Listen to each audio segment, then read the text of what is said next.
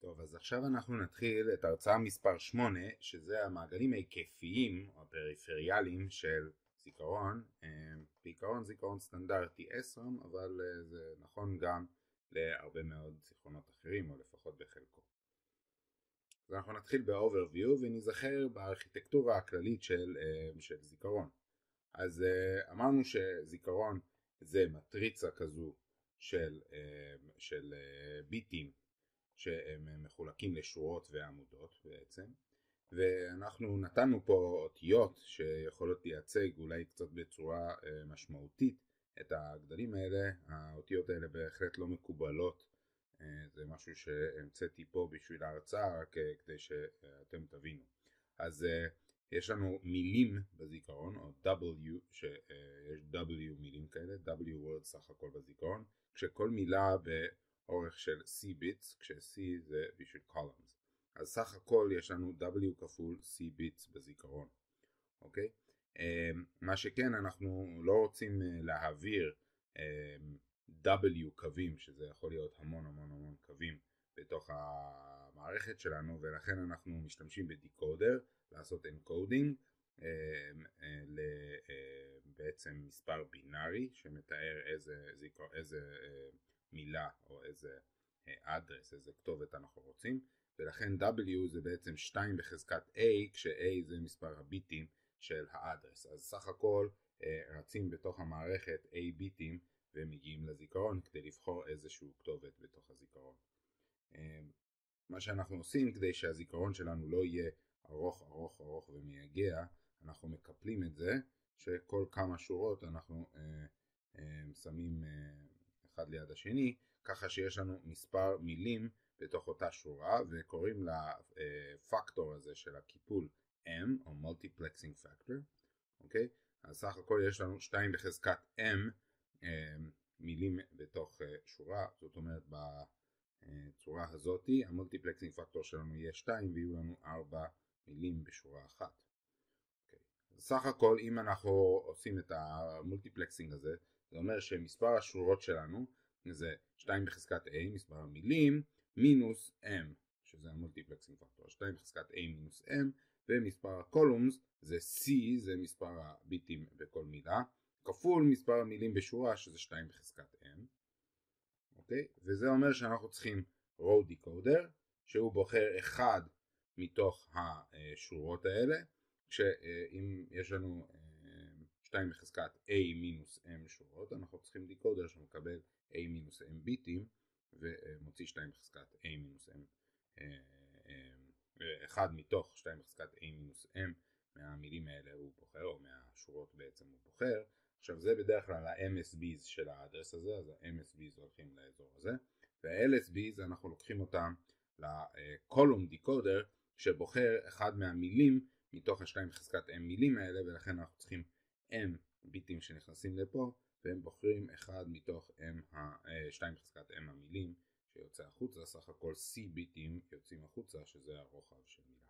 אז זה בגדול הארכיטקטורה של זיכרון שכבר ראיתם אותו בהרצאה שעברה. כמה הגדרות לגבי טיימינג או המטריקות או המאפיינים שאנחנו בדרך כלל משתמשים בהם כדי לתאר את הגישות לזיכרון, כמו ה-TPD או ה-T-Rise ו-T-Fall וכולי, שדיברנו על שער סטנדרטי. אז יש כמה דברים חשובים פה.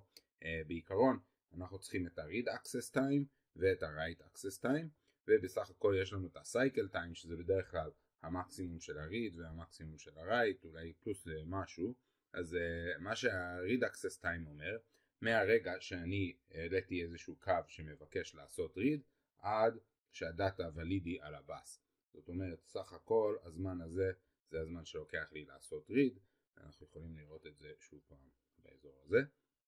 ה-write access time זה מהרגע שאני מעלה איזשהו סיגנל שאומר לי שאני רוצה לעשות write, עד לרגע שהדאטה הוא נכתב בזיכרון. אז בדרך כלל באמת יהיה לי איזשהו T-read ו-T-write. האמת שזו גישה מאוד ראשונית וגסה לנושא הזה. בדרך כלל כשאתם מסתכלים בתוך ספק של SRAM, אתם רואים המון הגדרות והמון גלים כאלה שמסבירים מה כל אחד מהם, אבל נתחיל בזה שלפחות יש הבדל בין read ו-write, והסייקל טיים שזה יהיה משהו כמו מקסימום של ה-t-read ו-t-write, אולי פלוס עוד משהו. מה שאנחנו הולכים לדבר בעצם בהרצאה הזאת זה על המעגלים הפריפריאליים. אז דיברנו בעצם בהרצאה שעברה על כל החלק הזה, על כל ה-core של הזיכרון, על כל ביצל וביצל בנפרד, איך הוא בנוי ומה טוב ומה פחות טוב. זה דיברנו הרבה, וראינו שאנחנו צריכים word line כדי בעצם לפתוח את השורה וביט ליין כדי לקרוא החוצה את העמודה. אז עכשיו אנחנו נדבר על המעגלים הפריפריאליים, אלה שנמצאים מסביב ועוזרים לנו בעצם לגשת לזיכרון הזה בצורה ברנדום אקסס. ואנחנו נתחיל עם row decoder, שזה אנחנו נדבר עליו הרבה מאוד. אחרי זה אנחנו נדבר על הקולום מולטיפלקסר, זה בעצם בדרך כלל אפשר לקרוא לו גם דיקודר, כי בדרך כלל ממשים אותו באמצעות דיקודר, שזה לוקח לנו מילה אחת מתוך 2 בחזקת m מילים ומוציא אותו החוצה. sense amplifiers ו-write drivers זה עוד איזשהו מעגל. ה-sense amplifier בדרך כלל עוזר לנו לזהות מה הערך בתוך הביט בצורה יעילה. ה-write drivers עוזרים לנו לכתוב מידע 1 או 0 לתוך התא בזמן write, ויש לנו את ה-pre-charge circuit שזה בדרך כלל חלק מפעולת הקריאה, שהקריאה נעשית דינמית. אז על כל הדברים האלה עכשיו אנחנו נדבר. אז נתחיל עם הדיזיין של ה-row decoder, וזה פרק ארוך ומעניין מאוד. נתעכב עליו די הרבה, אז כל הזמן אני מלווה אתכם עם הציור הזה שיש לנו בצד, ואני עושה highlight לאזור שאנחנו מדברים עליו. אז דיקודר, כמו שאמרנו לפני רגע וכמו שלמדתם במערכות ספרתיות, זה בעצם איזשהו בלוק שהוא לוקח קידוד בינארי של סיגנל או מספר בינארי, והוא בוחר אחד מתוך 2 בחזקת מספר הביטים בכניסה. אז אם יש לנו מספר rows, יש לנו n rows, אז ה-row decoder הוא בעל log 2 של n ביטים, וכתלות במספר הבינארי שאנחנו מקודדים בתוך ה-log 2 של n ביטים, רק אחד מה-rows האלה נדלקים. לגישה כזאת גם קוראים one hot, רק ביט אחד מתוך קבוצה של ביטים יהיה אחד בכל רגע נתון. אז זה מה שה-row decoder עושה, ומה שזה בעצם מאפשר לנו, זה מאפשר לנו לבחור שורה אחת מתוך כל ה-n שורות האלה, או מה שראינו לפני כן, ה-2 בחזקת w-a שורות,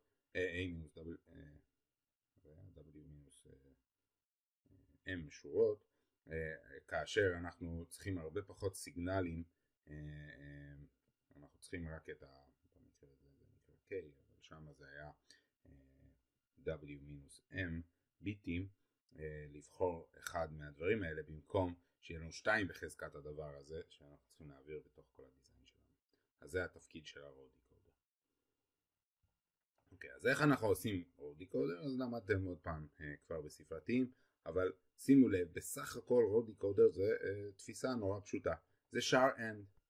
זה shar end שאנחנו מכניסים את ה-k אינפוטים האלה, או ה-log 2 של n אינפוטים האלה לתוך ה-shar end הזה, וכתלות באיזה מילה בינארית קודדנו, אז ה-end הזה הוא שווה 1 או 0, כאשר זה די קל פשוט, כי כל שורה בעצם היא מקבלת צירוף של כניסה או כניסת גג, והקידוד 0-1 של הדבר הזה ידליק אותו. אני אראה לכם מיד מה הכוונה שלי. אז נניח ניקח אדרס של 8 ביט, כלומר k שווה 8 כרגע, אוקיי?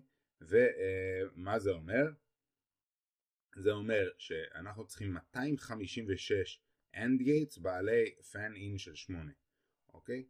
כאשר אנחנו נשנה את הכניסות של כל AND gate בהתאם לאיזה שורה ה-AND gate הזו דוחפת. לדוגמה, אם אנחנו מדברים על השורה הראשונה שלנו, זאת אומרת בעצם אם זה הזיכרון שלנו, אוקיי? יהיו לנו המון AND gates, במקרה הזה 256 כאלה, שכל אחד מהם יקבל איזשהו צירוף שונה של כניסות האדרס. אז למשל לאדרס 0 0 בבינארי שווה 0, 0, 0, 0, 0, 0, 0. עוד אחד. ולכן אנחנו ניקח עבור כל 0 את הגג, אז A7 גג, A6 גג וכולי עד A0 גג, רק כאשר כל הדברים האלה יהיו 0, אז זה יהיה 1, ואז יהיה לנו, נבחר את השורה הזאת. אוקיי? לצורך העניין, שורה 255, זה 255 שווה 1, 1, 1, 1, אוקיי? ולכן רק כש-A7, A6 וכולי יהיו 1, אז אנחנו נבחר את השורה הזאת, וככה כל צירוף בינארי באמצע יהיה מתאים לאחד מה-AND gates האלה. אוקיי? באותו כנ"ל אפשר לעשות את אותו דבר עם NOR, בסך הכל אנחנו עושים דה מורגן, ועם NOR אנחנו לוקחים למשל את השורה 0, אז זה יהיה כל הכניסות החיוביות עם גג ועם OR ביניהם במקום AND, ו-255 זה יהיה כל הכניסות ההפוכות עם גג ביניהם. בכל מקרה זה 8, זה NOR גייטים, 8 NOR גייטים של 8 אינפוטים שידליקו לנו את הדבר הזה. אז כתלות, ואם אנחנו רוצים לעבוד עם ANDים או NANDים או NORים, אנחנו יכולים לבחור NOR דיקודר או AND דיקודר. אז איך אנחנו בונים את הדבר הזה? אז למשל יש לנו שוב פעם את ה8 ביט אדרסס האלה, ויש לנו 10 array של 256 על 256 ביטים, שזה אומר 2 בחזקת 8 כפול 2 בחזקת 8 שווה 2 בחזקת 16 ביטים. אם היינו אומרים בבייטים, אז זה 2 בחזקת 13 בייטים, אוקיי? שזה 8 קילו בייט. טוב, אז מה אנחנו צריכים? אנחנו צריכים שוב פעם את ה-256 AND גייטים האלה, שלכל אחד מהם יש 8 כניסות, ובמוצא של הדבר הזה יש לנו על זה 256 ביטים שיושבים. 256 ביטים כאלה ו-256 כאלה, נכון? אוקיי. אז אנחנו יכולים לממש כל AND גייט כזה בכל מיני צורות. אנחנו יכולים לקחת באמת NAND גייט עם 8 כניסות, שאחריו יש אינברטר גדול וחזק לדחוף את הדבר הזה, זאת אופציה אחת.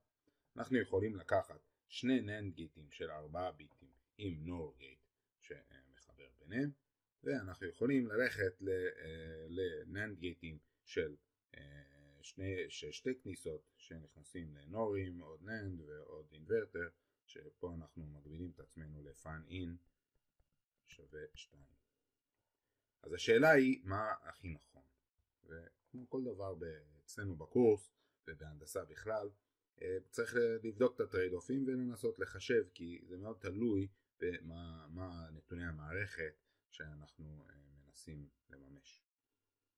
אוקיי, אז אני מזכיר לכם את Logical Effort, כי כאן אנחנו נשתמש ב-Logical Effort בתור השיטה שלנו לעשות תכנון טוב של דיקודר מהיר.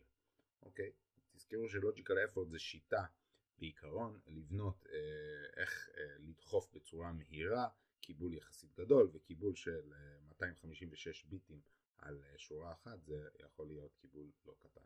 אז ב-Logical Effort אמרנו ה-Logical Effort הבסיסית זה שה-TPD של שער כלשהו זה שווה ל-TPD של אינברטר בגודל מתאים למינימלי, כפול הפרזיטיק דיליי של אותו סוג של גייט, אם זה NAND או NOR או whatever, כפול גמא שזה איזשהו פקטור של הטכנולוגיה שמחבר בין ה-output capacitance ל-input capacitance, ועוד ה-electrical effort של אותו stage, כאשר electrical effort מוגדר כ-logical effort של אותו stage כפול ה-electrical fan out של אותו stage, ו-logical effort או logical effort כפול ה-branching effort, שזה בעצם כמה אנחנו טוענים קיבולים שהם לא על המסלול שלנו, אלא כמה הברז שלנו שמנסה להשקות את הדשא שלנו משקיע גם את הדשא של השכן, כפול היחס גודל בין המוצא לכניסה של אותו סטייג'. אוקיי? ולוג'יקל אפורט אמרנו שזה גם כן תכונה של שער, זה בעצם כמה אנחנו משלמים על זה שאנחנו עושים לוגיקה ולא סתם אינברסיה.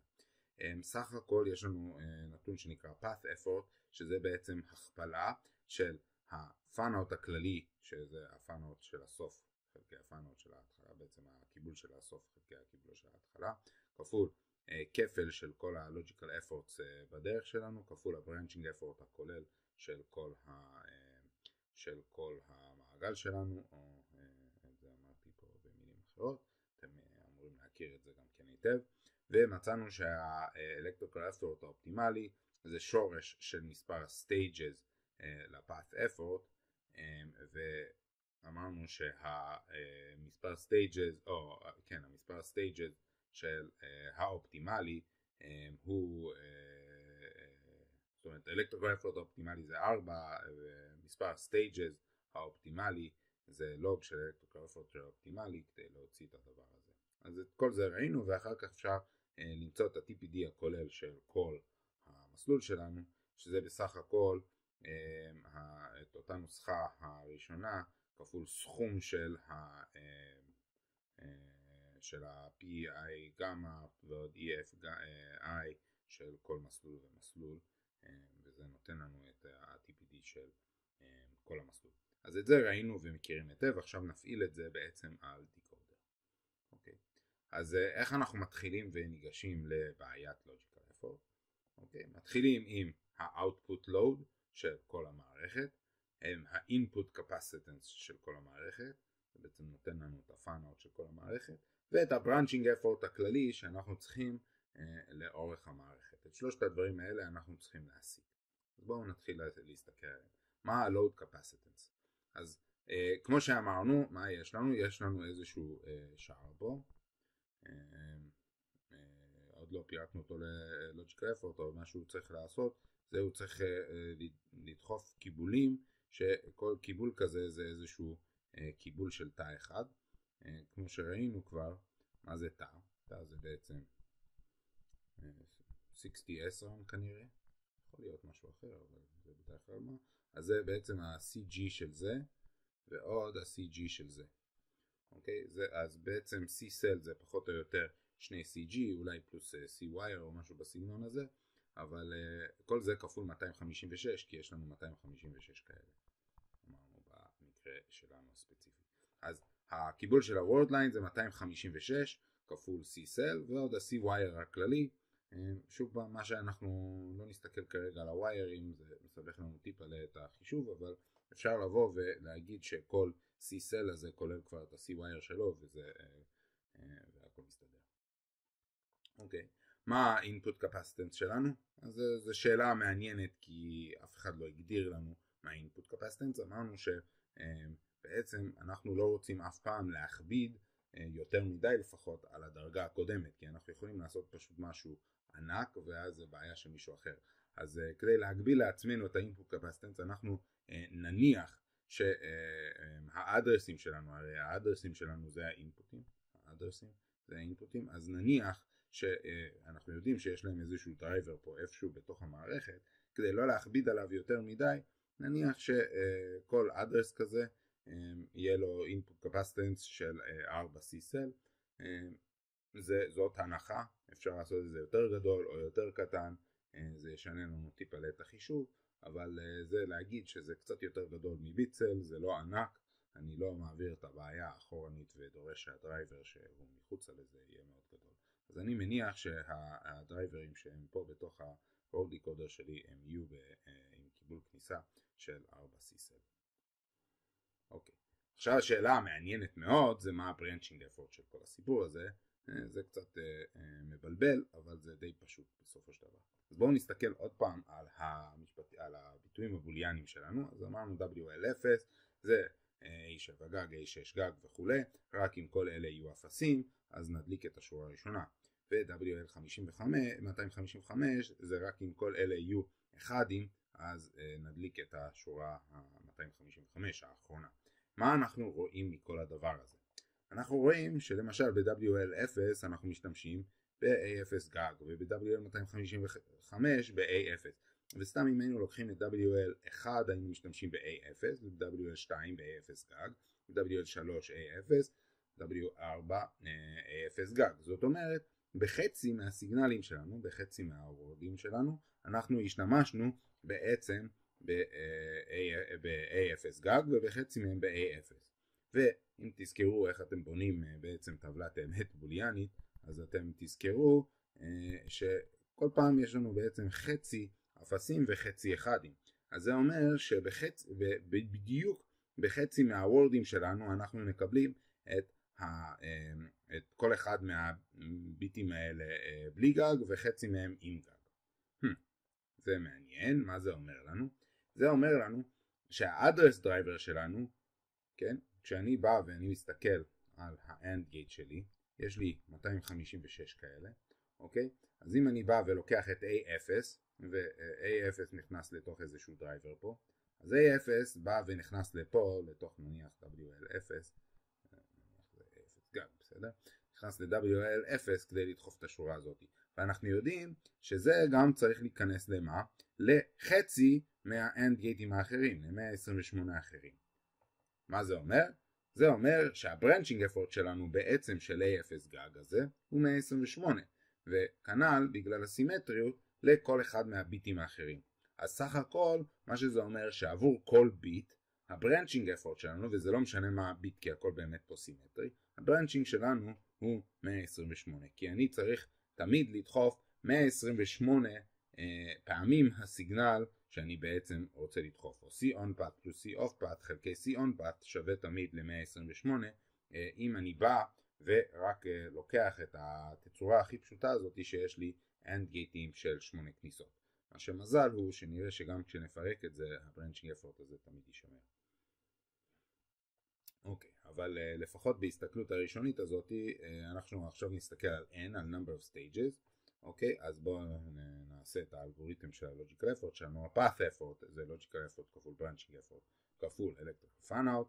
אז Logical Effort אנחנו משאירים כרגע כאיזשהו פרמטר, אבל אנחנו יודעים שה-Branching Effort שלנו הוא 128, אוקיי? ואנחנו יודעים שה-F הגדולה זה ה-C Word Line חלקי ה-C Address, כשבדקנו וראינו שה-C Word Line זה 256 C Cell, והנחנו שהאדרס שלנו יהיה בגודל 4 C-Cell, אז אנחנו מקבלים בסך הכל Logical Effort כפול 8K או כפול 2 בחזקת 13.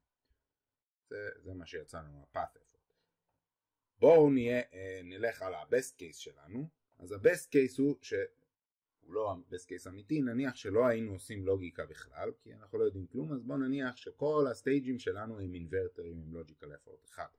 זה Best Case, אנחנו תמיד נהיה יותר גרועים מזה, אבל בואו רק נראה איזשהו סף תחתון על ידי זה שאנחנו מניחים שהלוג'יקל אפורט הוא 1, כי אנחנו לא יודעים איך להעריך כרגע את הלוג'יקל אפורט.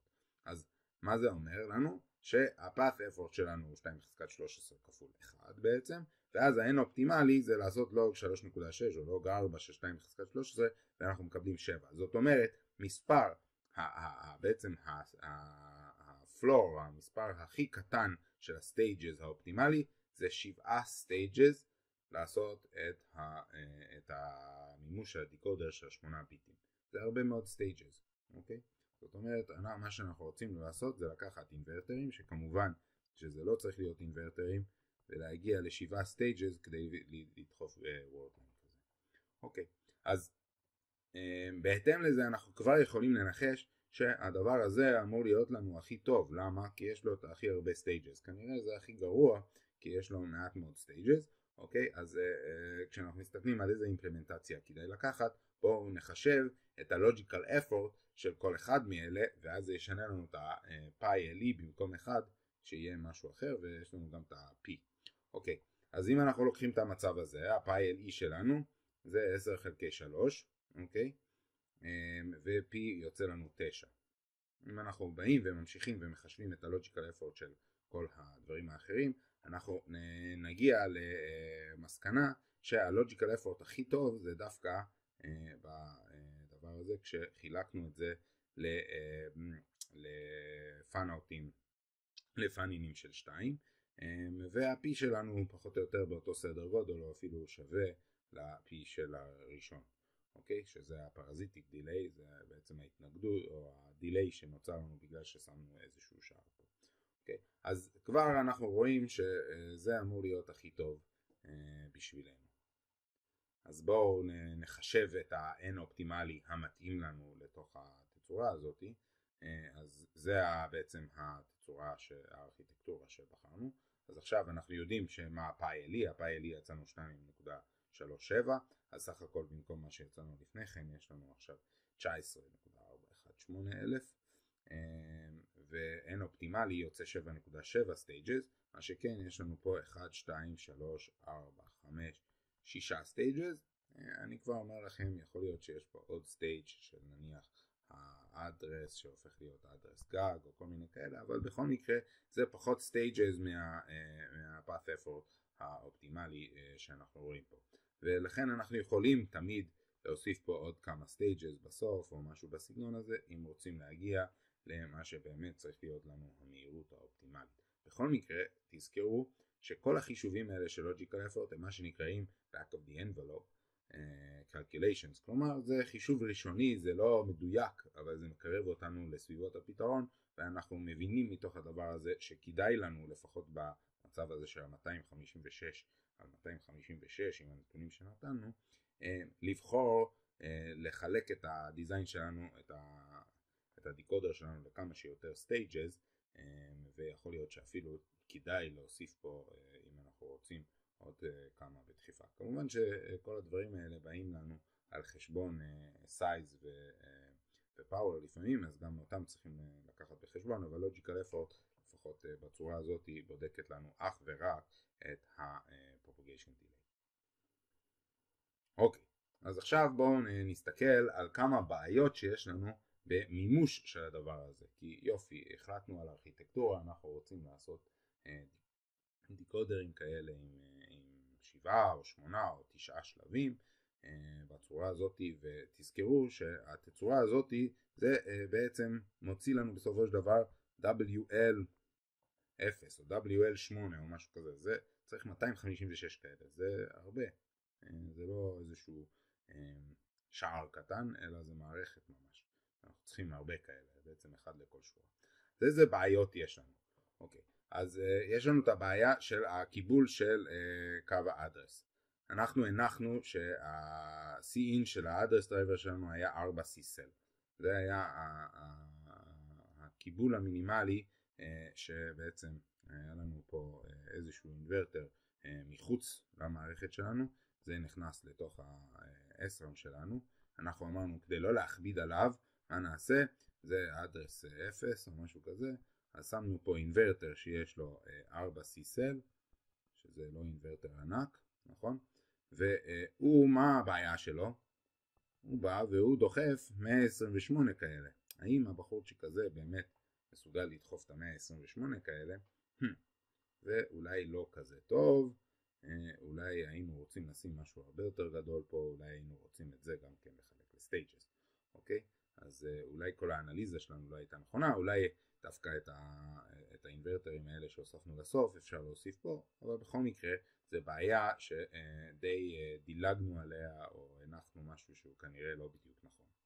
אוקיי, הדבר השני והמאוד מאוד קריטי שעד היום לא חשבתם על זה, בעצם אנחנו באים וראינו שיש לנו אריי כזה של סלים, ובאריי של הסלים עוד יותר גרוע מזה, אנחנו משתמשים ב-thin cells, אז הם יותר רחבים מאשר ארוכים.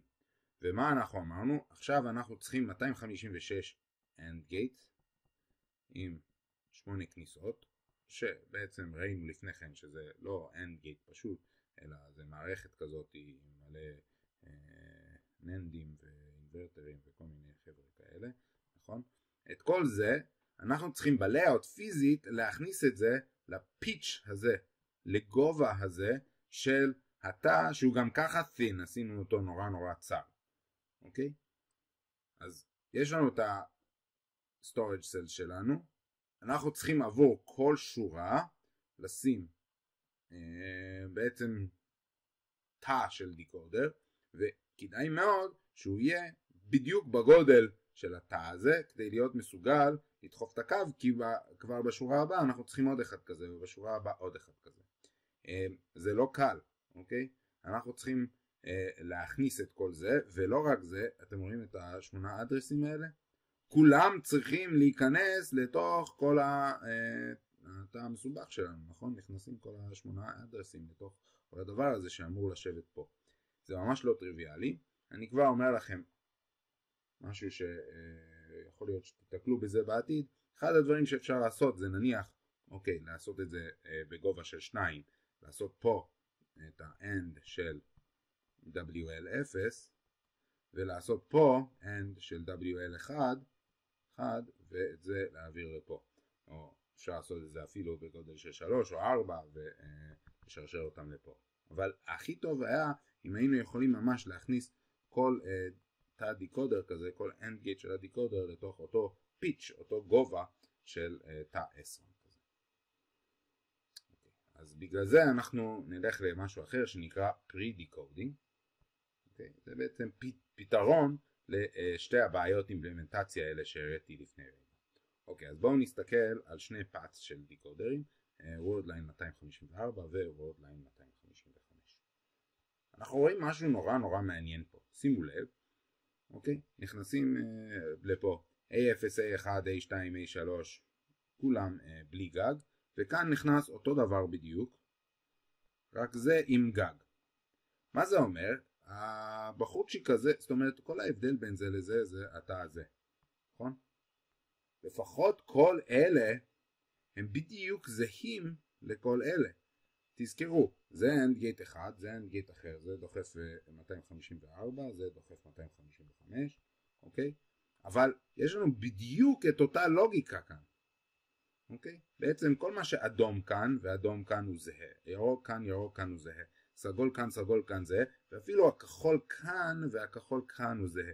פה זה כבר לא זהה, למה מצד אחד הוא מקבל את המוצא של זה ומצד שני, וכאן הוא מקבל את המוצא של זה ששניהם שונים.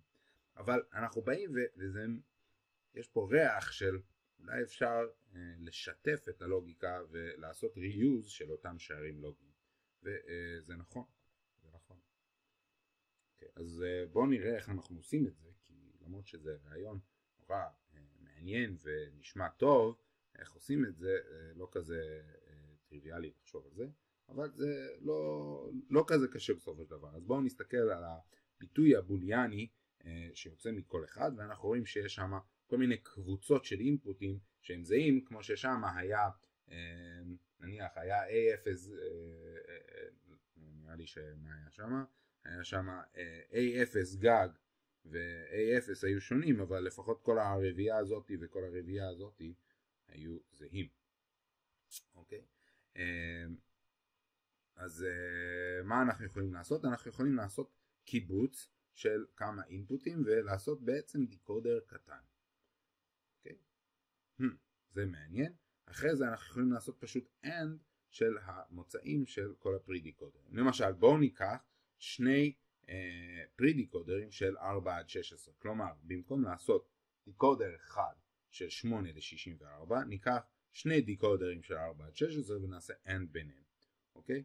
אז שימו לב, אני קורא ל-D זה פרי-דיקודר אחד ו-E פרי-דיקודר השני, ובסך הכל D, מה זה? זה בעצם כזה דבר, שהוא מקבל פה A3 עד A0, אוקיי? ומה הוא מוציא? הוא מוציא לי את D. D, מה הגודל שלו? 16 ביטים. אוקיי? ואני שם עוד דיקודר כזה, שהוא מקבל את A7 עד A4, והוא מוציא לי את E. E הוא גם כן 16 ביטים. אוקיי? עכשיו אני רוצה ליצור את WL0. מה זה WL0? אמרנו שזה A0, A1, A2, A3 כולם עם גג, ו-A4, A5, A6, A7 כולם עם גג. זה בדיוק ביט 0 של זה, וביט 0 של זה, נכנסים לתוך AND gate. ולצורך העניין WL 255 זה בדיוק ביט 15 של זה וביט 15 של זה נכנסים לתוך AND gate. וואלה, אז מסתבר שאפשר לעשות את הדברים כאלה, ונניח אם הייתי רוצה WL 254 זה ביט 15 של זה וביט 14 של זה. אוקיי, אז בואו נסתכל על הדוגמה שלנו ונבין איך אנחנו מוצאים את ה-branching effort בעצם מהדבר הזה. אז יש לנו את השני דיקודרים שלנו, את D ואת E, שכל אחד מהם מקבל 4 כניסות ומוציא 16 מוצאים, כשה-16 האלה מתחלקים לכניסות של 256 AND גייטים כאלה של 2 כניסות. אוקיי? אז בואו נסתכל רגע על מה קורה עם הבראנצ'ינג אפורט שלנו. אז האמת היא שזה לא כזה קשה, כי אנחנו מסתכלים, זה בסך הכל דיקודר רגיל. אוקיי? אם זה דיקודר רגיל, אז כבר אמרנו, או ניתחנו את הבראנצ'ינג אפורט, שעבור כל A0 ו-A0 גג וכולי, זה הולך לחצי מהדברים האלה. אז ה-B של הדבר הזה שווה 16 חלקי 2, שזה שווה ל-8. אוקיי? עכשיו, מה קורה עם כל דבר שיוצא מפה? כן? אז D0 ו-E0 הולכים לתוך הבחורצ'יק הזה. אוקיי? ואם אנחנו נסתכל ונספור למי D0 הולך, D0 הולך בסך הכל 256 חלקי 16 כאלה, ו-D1 הולך ל-256 חלקי 16, ו-E הולך ל-256, E0 הולך ל-256 חלקי 16 וכו'. אז אם ננסה לראות את הבראנצ'ינג אפורט שלנו, זה בסך הכל הבראנצ'ינג אפורט של השלב הראשון, וכפול הבראנצ'ינג אפורט של השלב השני. זאת אומרת 16 חלקי 2, ועוד כפול 256 חלקי 16, זה יוצא 128. שימו לב, זה הבראנצ'ינג אפורט המקורי. זאת אומרת, מה שאנחנו רואים שלא השתנה לנו הבראנצ'ינג אפורט לעומת מה שהיה לנו קודם. אז השאלה פה, האם או למה בעצם זה פתרון יותר טוב. אז לפני כן בעצם היו לנו 8 אדרסים, ואמרנו שכל אחד מהביטים האלה הלך ל-128 גייט. זה היה בעיה גדולה, כי רצינו לשים פה איזשהו דרייבר איפשהו, אם הוא צריך לדחוף 128, זה היה ממש הרבה. עכשיו בעצם כל אדרס שלנו הולך לתוך דיקודר של 4/16, נכון? זה D נניח, הוא הולך מ-4/16. זאת אומרת שכל אדרס פה הולך בסך הכל ל8 גייטים. אם זה הולך ל8 גייטים זה כבר הרבה פחות קיבול, זה כבר הרבה יותר נוח לדחוף את זה. אוקיי? אנחנו חסכנו המון שטח על ידי זה ששיתפנו בעצם את השערים, לא הכפלנו את כל הלוגיקה כמו שעשינו בפתרון המקורי, ומה שנורא חשוב, אז אמרנו שיש לנו עכשיו את הקור שלנו שבנוי משורות כאלה, דקות וכאלה, ולפני כן ניסינו להכניס פה את הדבר הזה של 8 כניסות, שיהיה פיץ' פיט וידע לדחוף את הוורד ליין שלנו פה. עכשיו שימו לב, במקרה שלנו אנחנו בסך הכל מכניסים נאנד גייט של 2 בכל שורה. הפרידיקודרס יכולים לשבת פה איפשהו, אוקיי? ולהעביר את הקווים שלהם, כמו שתכף נראה, לתוך החבר'ה האלה. אבל בסך הכל בתוך השורה יש לנו 256, רק נאנד 2, שזה כנראה אפשר להכניס לתוך אותה שורה. זה מאוד טוב לנו. אוקיי. רק לראות דוגמה אחרת, אנחנו יכולים לנסות משהו אחר. בואו ננסה להשתמש ב4 פרידיקודרס, שכל פרידיקודר הוא 2 אינפוטים. כלומר, עכשיו מה נעשה? ניקח 4 פרידיקודרים, שכל פרידיקודר יקבל 2 ביטים. אוקיי? אז זה A1, A0, זה A3, A2, זה A4, A3, וזה A5, A4, וזה A7, A6. אוקיי? וכל אחד מאלה מוציא 4 ביטים. אז מה אנחנו צריכים לעשות? אז נניח שער מספר שנותן לנו WL0, הוא צריך לקבל את A1 גג, A0 גג מפה, את A3 גג, ואת כל הביטי 0 מפה. סך הכל אנחנו צריכים 256 גייטים, אבל שכולם עם 4 אינפוטים. האם זה טוב או לא טוב? אז זאת שאלה מעניינת, ואנחנו נשאל את עצמנו איך אנחנו בעצם בוחרים פתרון נכון. האם הפתרון הזה שהראינו עכשיו, שיש לנו 4 דיקודרים של 2/4 עם 256 word line drivers של 4 כניסות, או שניקח 2 דיקודרים של 4/16 עם 256 word line drivers של 2 כניסות, וזאת שאלה טובה. אז אחד, אם אנחנו נסתכל על הפיץ' פיטינג, הרבה יותר קל לנו להכניס שער כזה של 2 כניסות לתוך הפיץ' של שורה של ביטים, מאשר להכניס שער של 4 כניסות. אז יכול להיות שזה כבר נותן לנו יתרון מאוד גדול בצד הזה, ניתן לו פלוס 1. אוקיי? מה עם switching capacitance? אז שאלה, מי צורך יותר הספק? אז ניתן לכם לחשוב על זה לרגע, אתם יכולים לעשות פוז בווידאו, ועכשיו אני אגיד לכם ככה, תראו, מה קורה בעצם בשני המקרים האלה? כשאני משנה אדרס, ובוורסט קייס, מה יכול לקרות? נניח, סתם דוגמה, אני הולך מ-0000 ל-1111. במקרה הזה, הבחורצ'יק הזה, הבחורצ'יק הזה, הבחורצ'יק הזה והבחורצ'יק הזה, כולם מחליפים את המוצא, ממוצא מסוים למוצא אחר. שזה טעינה של 4 קווים מאוד ארוכים כאלה, כפי שאתם רואים זה די דומה ללייאוט, אנחנו נעשה את הפרידיקודרים פה, נעביר קווים כאלה גבוהים ונעשה להם טאפינג שילכו לכל ה-256 כאלה, אוקיי? אז במקרה הגרוע את הקווים הגדולים האלה 4 אנחנו נצטרך לשנות. לעומת זאת במקרה הזה שימו לב, באותו מעבר מ-0000 ל-1111, אז פה היה 0 היה דלוק וזה עבר ל-1, פה 0 היה דלוק זה עבר ל-1, זאת אומרת למרות שיש 16 קווים, בוורסט קייס מבחינת סוויצ'ינג רק 2 קווים עשו סוויצ'ינג, זאת אומרת הדבר הזה הוא יותר low power מאשר הדבר הזה. אוקיי. Stages before the large cap. אז שימו לב, כאמור הדברים האלה הם קבל גדול. למה? שימו לב איך זה בנוי, יש לי הרי גדול כזה, אוקיי? יש לי את כל ה-ND8 שלי פה שדוחפים את השורות, אוקיי? אנחנו צריכים לבוא פה ונשים את הפרידיקודרס שלנו כאן, יש לנו קווים כאלה ואז אנחנו נוגעים בקווים האלה ככה. זה ווייר מאוד מאוד מאוד גדול, יש לו קיבול גדול. אם זה ווייר גדול עם קיבול גדול, אנחנו צריכים לוג'יקל אפורט לדחוף את זה, או איזשהו סטייג'ים של לדחוף את הדבר הזה. כמה שיש לנו יותר סטייג'ים, אנחנו יכולים לדחוף את הקבל הגדול לזה יותר טוב. באיזה מהם יש לנו יותר סטייג'ים? עוד פעם, בצד הזה. קיבל לנו פלוס 1. אוקיי? וכמסקנה סופית, בדרך כלל כדאי לעשות כמה שיותר פרידיקודינג שאפשר. לשים פרידיקודרס יותר גדולים. היה אפשר לחלק דרך אגב את הפרידיקודרס האלה לעוד סטייג' של פרידיקודרס. אז אלה היו נעשים מתוך פרידיקודרס של 2 ל-4 למשל, ואפשר לעשות כמה שלבים של פרידיקודרס.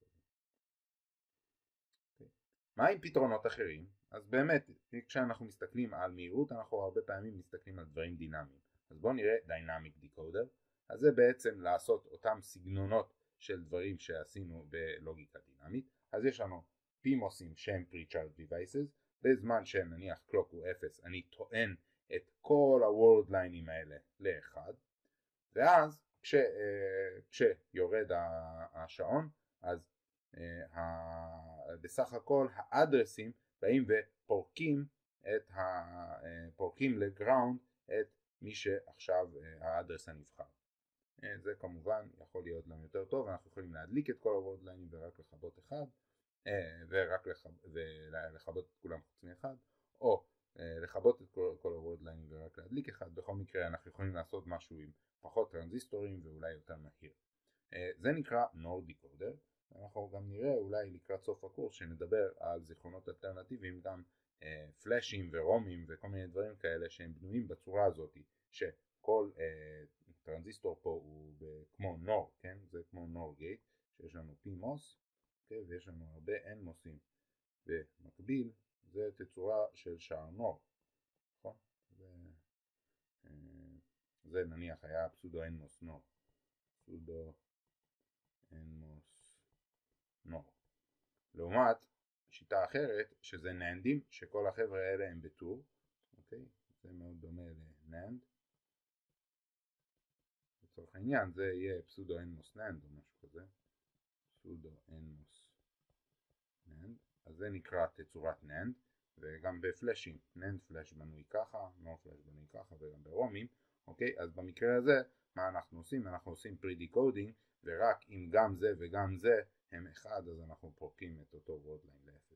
אז זה דרך לעשות dynamic decoders, כמובן שפה ההתנגדות יותר גבוהה, אבל אנחנו חוסכים שטח וחיבורים לבלק ולריילס וכו', ופה זה קצת יותר שטח, אבל בסך הכל אנחנו תמיד עוברים דרך רק טרנזיסטור אחד במסלול הפריקה שלנו.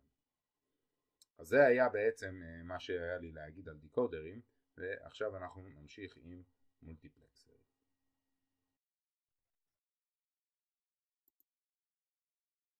אז לאחר שסיימנו עם הרוד דיקודר אנחנו נעבור לקולום מולטיפלקסר. בעצם זה החלק הבא שלנו בתוך הפריפריות של ה-SRAM. זה מה שבוחר לנו משורה אחת שיש לה כמה מילים, במקרה הזה נראה בציור יש 4 מילים, אנחנו צריכים בסופו של דבר להוציא רק מילה אחת מתוך כל הארי. אז יש כמה אופציות לעשות את הקולום מולטיפלקסר. הרבה פעמים אנחנו קוראים לזה קולום דיקודר, והסיבה היא שאנחנו בעצם מממשים מולטיפלקסר באמצעות דיקודר. אז מה שאנחנו רואים פה זה פשוט מולטיפלקסר של שני אינפוטים, אז יש לנו את A0 ו-A1, הם נכנסים לדיקודר 2 ל-4, אוקיי, שהם הוא כמובן, כמו שראינו בדיקודר בשקפים הקודמים, בוחר אחד מהשורות שלו, וזה בוחר בסך הכל סוויץ' NMOS פאסגייט שמחובר לאחד הביטליינים, וכל אלה הם מקוצרים, וכשרק אחד מהם נבחר, אז רק אחד מהם הוא מעתיק את המצב של הביטליין. כמובן שאנחנו צריכים להתעסק עם דברים כמו VT דרופ וכולי על פני הביטליין, אבל אז צריך לראות אם אנחנו רוצים לגלות מתחים נמוכים או מתחים גבוהים, אם זה יהיה NMOS או PMOS.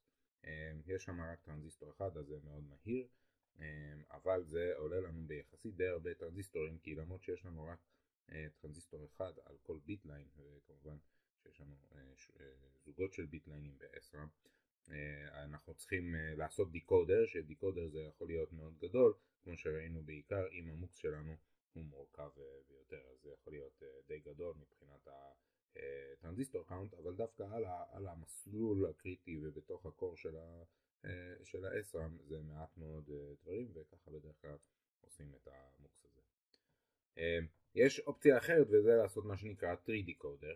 בטרי דיקודר אנחנו נעשה ממש עץ בינארי שבוחר לנו בעצם באמצעות צורה בינארית כזאת של פאסגייט את המוצא שלנו. אז כאן אנחנו יכולים לעשות דיקודר של 3 ביטים, זאת אומרת 2 בחזקת 8 או 8, לבחור אחד מתוך 8 וורדים באמצעות איזשהו מבנה כזה. הבעיה פה שמה שאנחנו צריכים לעשות זה שביטליין שרוצה להגיע החוצה צריך לעבור באופן טורי דרך מספר טרנזיסטורים כמספר הביטים שלנו, ואת זה זה עולה לנו. וכמו שכתוב פה שהדיליי, השעיה גדלה באופן ריבועי, שזה לא כל כך גדול, אבל זה שאנחנו יכולים ישר להכניס את האדרסים ולא צריך דיקודר פה, זה מוריד הרבה מהצריכת שטח שלנו בשביל לעשות את זה. אז זה נקרא טרי דיקודר.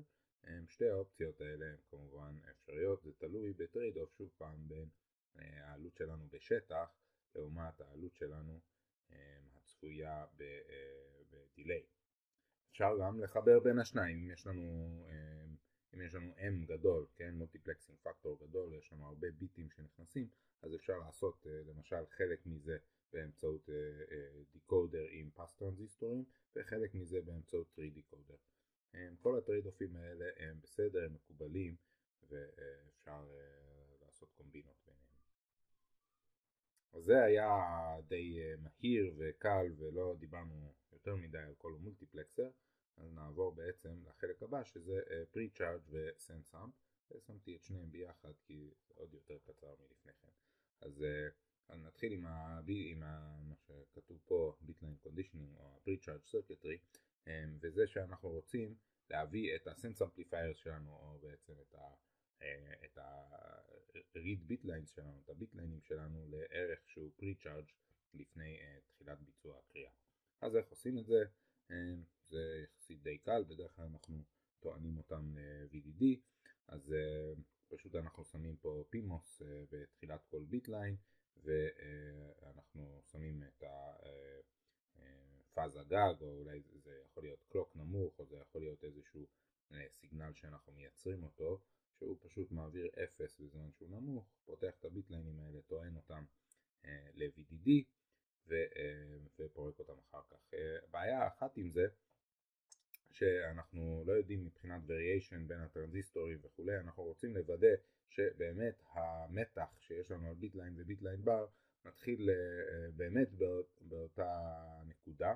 אז בשביל זה אנחנו בדרך כלל שמים טרנזיסטור נוסף שהוא נקרא equalization טרנזיסטור, שהוא ממש מחבר את הנקודה הזאת והנקודה הזאת ומוודא שגם אם יש הבדלים בין שני הטרנזיסטורים האלה, שכמה שיותר שני הצדדים האלה יהיו ממש שווים. אז זה בדרך כלל ה-pre-charge circuitry ששמים. יש פה כל מיני טרייד-אופים גם כן. גודל, ככל שהחבר'ה האלה יהיו יותר גדולים, אז אנחנו נעשה את ה-pre-charge הזה יותר מהיר. תזכרו שיכול להיות שהביטליין קפסיטנס הזה הוא לא קטן, אוקיי? אז ככל שאלה יהיו יותר גדולים זה יהיה יותר מהיר, אבל ככל שיהיו יותר גדולים אז יהיה לנו גם יותר leakage, שנדבר בעצם החל מהשיעור ההרצאה הבאה או עוד שתי הרצאות על מה שקורה לנו בטכנולוגיות מתקדמות. יותר leakage הוא פוגע לנו ביכולת הפריקה של התא, אבל בדרך כלל ב-SRAMים רגילים זה לא כל כך בעיה. החלק השני זה ה-Sense Amplifiers, שמו אותם פה בציור הזה כאן. הרבה פעמים ה-Sense Amplifiers נמצאים דווקא לפני הקולומולטיפלקסרס, זה מאוד תלוי עוד פעם בטרייד-אוף איפה רוצים לשים אותם. אז Sense Amplifier, מה שהתפקיד שלו זה בעצם לגלות אם יש לנו 0 או 1 שמור בתוך התא. אז בואו נראה רק מה קובע לנו את המהירות של הקריאה.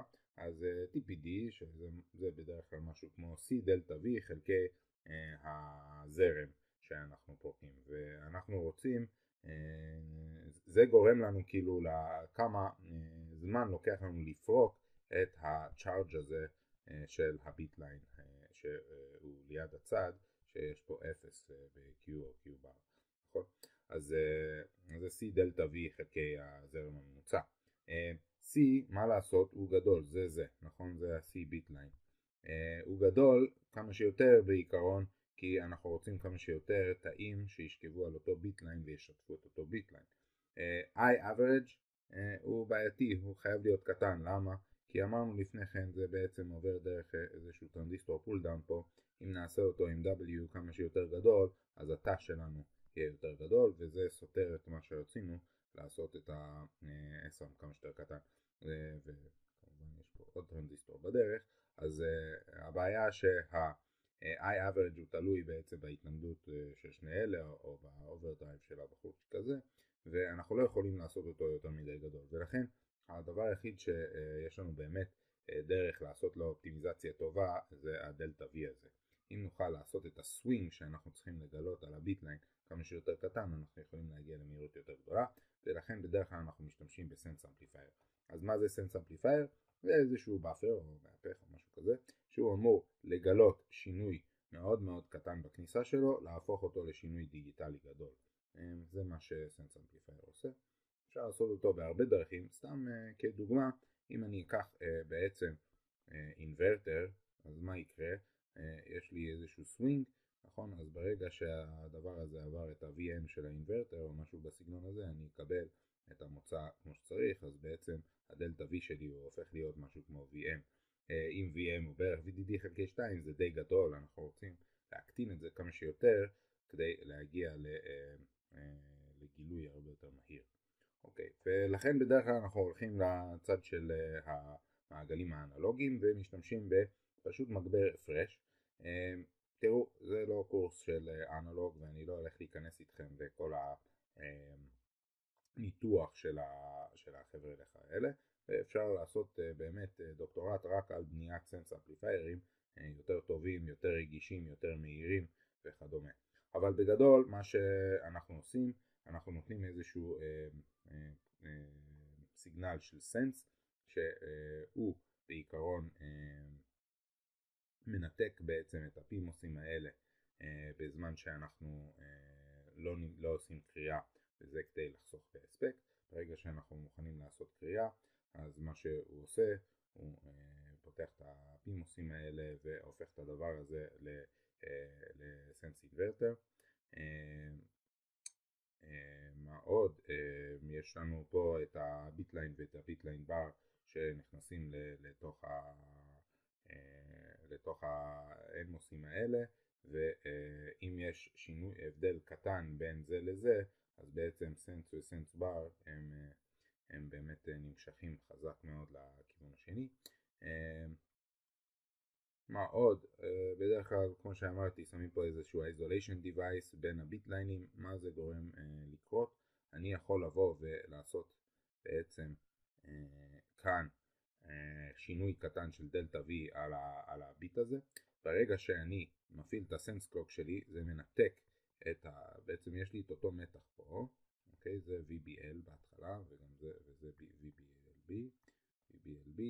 ברגע שאני מנתק את החבר'ה האלה, אז הקיבול שהוא הרבה יותר קטן רק באזור הזה, הוא שומר את המתח שהיה פה, מכניס אותו לתוך, בעצם, תכף נסתכל, אבל זה בעצם SRAM, והדבר הזה יזרוק אותי או ל-0.1 או ל-1.0, בעצם כמו שדיברנו בהרצאה שעברה על המבנה של SRAM, של Cross Coupled Inverter.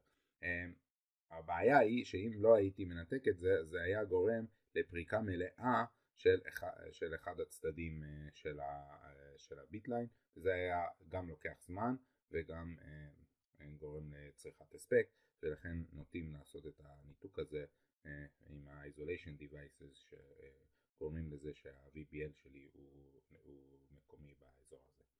אוקיי? וחוץ מזה גם כן, כמו שאמרתי, מנתקים הרבה פעמים את ה-current source כדי שלא יהיה צריכת הספק סטטית. זה בעצם pre-charge ו-sense amplifier, ועם זה אנחנו נסיים את השיחה שלנו על הפריפריות של SRAM בשלב זה.